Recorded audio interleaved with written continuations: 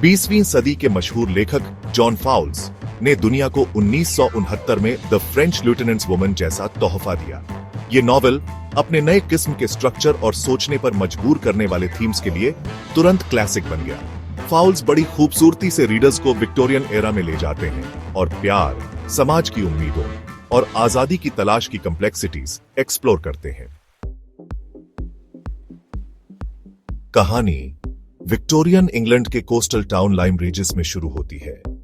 यह एक ऐसा समय था जब समाज के नियम और परंपराएं बहुत सख्त थीं और हर किसी को अपने सामाजिक दर्जे का पालन करना पड़ता था। इस छोटे से शहर में, जहां समुद्र की लहरें किनारे से टकराती हैं और हवाएं पुरानी इमारतों के बीच से गुजरती हैं, एक अनोखी कहानी जन्म लेती है।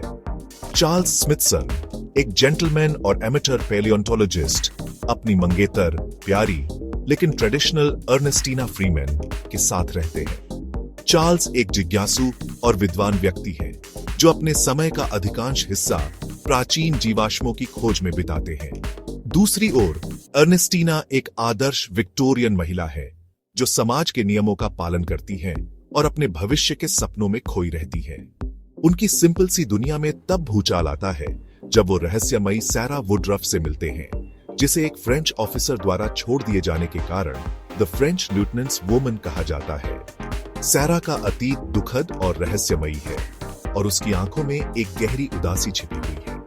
वह समाज के द्वारा बहिष्कृत है और अकेलेपन में जी रही है। चार्ल्स सैरा से वाइल्ड और डेसोलेट वेयर कॉमन्स में मिलता है और उसके मिस्टीरियस और उदास अंदाज से कैप्टिवेटेड हो जाता है। यह मुलाकात चार्ल्स के जीवन को पूरी तरह से बदल देती है। वह सैरा की ओर खींचता चला जाता है और उसके साथ बिताए गए हर पल में उसे एक नई दुनिया का अनुभव होता है। सैरा की रहस्यमयी प्रकृति और उसकी दुख भरी कहानी चार्ल्स को सोचने पर मजबूर कर देती है कि क्या वह अपने वर्तमान जीवन से संतुष्ट है या नहीं। इस तरह एक साधारण मुलाकात एक जटिल और गहरी कहानी की शुरुआत बन जाती है जो प्यार, समाज और आत्म खोज के विभिन्न पहलुओं को उजागर करती है।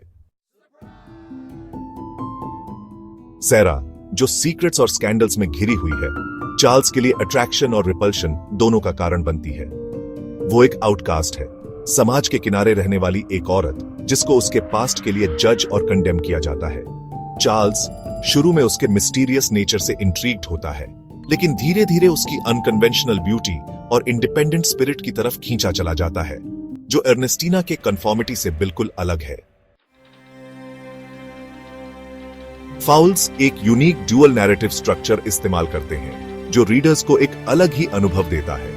विक्टोरियन स्टोरी को 20th सेंचुरी के एक इंट्रूसिव ऑथर की वॉइस के साथ मिलाते हुए वो एक ऐसा टेपेस्ट्री बुनते हैं जो समय और शैली की सीमाओं को पार करता है। ये ऑथोरियल प्रेजेंस नैरेटिव के फ्लो को डिसरप्ट करता है, जिससे रीडर्स को बार बार ये सोचने पर मजबूर होना पड़ता है कि कहानी किस दिशा में जा रही है। इवेंट्स के ऑल्टरनेटिव इंटरप्रिटेशंस देता है, जिससे रीडर्स को एक ही घटना के कई पहलुओं को देखने का मौका मिलता है और कैरेक्टर्स के मोटिवेशंस पर सवाल उठाता है, जिससे उनकी एक्शंस और डिसीजंस को एक नए दृष्टिकोण से देखा जा सकता है।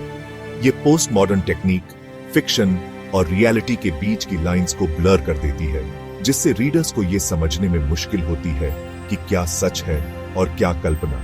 रीडर्स को स्टोरी टेलिंग के नेचर और ट्रूथ के इल्यूसिव होने पर सवाल उठाने के लिए इनवाइट करती है। फाउल्स का ये डेयरिंग एक्सपेरिमेंट लिटरेचर की बाउंड्रीज को पुश करता है और रीडर्स को एक नया पर्सपेक्टिव देता है। ये टेक्निक न केवल कहानी को रोचक बनाती है, बल्कि रीडर्स को एक्टिवली एंगेज भी करती है, जिससे वो सिर्फ कहानी को पैसिवली कंज्यूम नहीं करते, बल्कि उसमें एक्टिवली पार्टिसिपेट करते हैं। फाउल्स का ये अप्रोच स्टोरी टेलिंग के ट्रेडिशनल नॉर्म्स को चैलेंज करता है और रीडर्स को एक ऐसा अनुभव देता है जो उन्हें सोचने पर मजबूर करता है। ये नैरेटिव एक्सपेरिमेंट लिटरेचर के फील्ड में एक महत्वपूर्ण योगदान है और इसे पढ़ने वाले हर रीडर के लिए एक अनफॉरगेटेबल एक्सपीरियंस बनाता है। नॉवेल खासकर सेरा के कैरेक्टर के थ्रू फ्रीडम के थीम में गहराई से जाता है। सोसाइटल एक्सपेक्टेशंस और अपने पास्ट के बोझ तले दबी वो लिबरेशन की तलाश में है। विक्टोरियन नॉर्म्स को चैलेंज करना, वाइफ और मदर के प्रिस्क्राइब्ड रोल्स को मानने से इनकार करना, सैरा की ऑटोनॉमी और सेल्फ डिटर्मिनेशन की चाहत को दिखाता है, एक ऐसे समाज में जो उसे कन्फाइन करना चाहता है। लव्स लैबिरिंथ पैशन, कंफ्यूजन और अनसर्टेनिटी। चार्ल्स अर्नेस्टीना और सैरा के बीच का लव ट्रायंगल नॉवल का क्रक्स है। चार्ल्स अर्नेस्टीना के प्रति अपनी सोसाइटल ऑब्लिगेशंस और सैरा के लिए अपनी बढ़ती फीलिंग्स के बीच फंसा हुआ है। ड्यूटी और डिजायर के बीच के कॉन्फ्लिक्ट को दर्शाता है। लव के नेचर पर ही सवाल उठाया गया है। इसे एक स्ट्रेट फॉरवर्ड इमोशन के रूप में नहीं, बल्कि पैशन, कंफ्यूजन और अनसर्टेनिटी के एक कॉम्प्लेक्स लैबिरिंथ के रूप में प्रेजेंट किया गया है।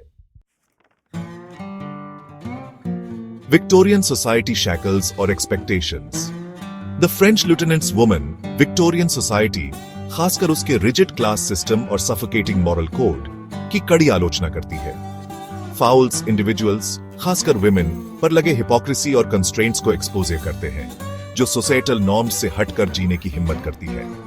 सैरा का ऑस्ट्रासाइज्ड स्टेटस उन हार्श कॉन्सिक्वेंसेस को हाईलाइट करता है जिनका सामना उन लोगों को करना पड़ता था जो उस एरा के स्ट्रिंजेंट मॉरल कंपस को चैलेंज करते थे। Fowls's enduring legacy, a novel ahead of its time. John Fowles, a name synonymous with literary innovation, left an indelible mark on the world of literature with his groundbreaking work, The French Lieutenant's Woman. This novel, published at the dawn of a new decade, was not just a book but a cultural phenomenon that captured the spirit of change and revolutionized the way stories were told. एक नई decade की शुरुआत में publish हुई, The French Lieutenant's Woman ने change के spirit को capture किया.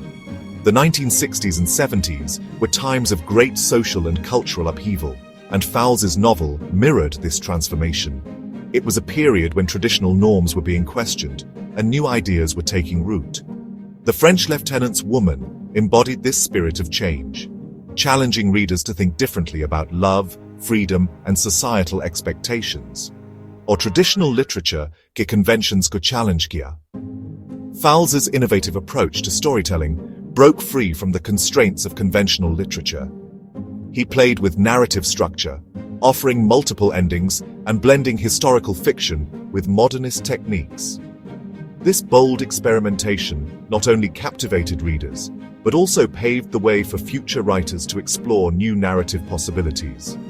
इसका experimental narrative, complex characters, और timeless themes की exploration readers के साथ resonate की. The novel's experimental narrative, with its intricate plot and richly developed characters, delved deep into timeless themes such as love, betrayal, and the quest for identity. These elements resonated deeply with readers, making the story both relatable and thought-provoking. इसे एक modern classic के रूप में solidify किया. Over the years, The French Lieutenant's Woman has been solidified as a modern classic. Its enduring appeal lies in its ability to transcend time and remain relevant to successive generations of readers. The novel's place in the literary canon is a testament to Fowles's genius and his ability to craft a story that speaks to the human condition. Literature per novel ka impact undeniable hai. The impact of this novel on literature is undeniable. It has garnered numerous accolades and has been the subject of extensive academic study. Scholars and critics alike have praised its innovative approach and profound insights, cementing its status as a seminal work in modern literature. जिसने writers की एक generation को influence किया है.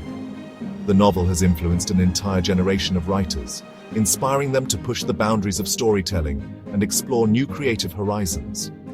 Its legacy can be seen in the works of contemporary authors who continue to draw inspiration from Fowles's pioneering techniques. और decades बाद भी debate or discussion को spark कर रहा है. Even decades after its publication, The French Lieutenant's Woman continues to spark debate and discussion.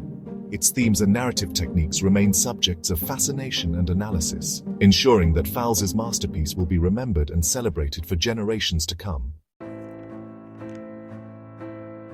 Conclusion: The enduring allure of The French Lieutenant's Woman.